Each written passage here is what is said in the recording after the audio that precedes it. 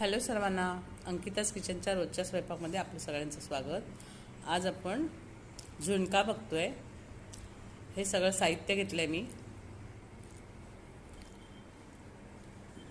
कांदा, मिरची, लसूण असं सगळं घेतलंय. फोडणी तयार करायची आहे. साहित्यामध्ये मी बेसन, त्यामध्ये थोडंसं हळद, म्हणजे अर्धा चमचा हळद, अर्धा चमचा तिखट घातलं आहे आणि मीठ घातलं आहे. ते भिजवून घेतलं, ते बाजूला ठेवलं आहे. सरसरीत भिजवून घ्यायचं. आणि हा कांदा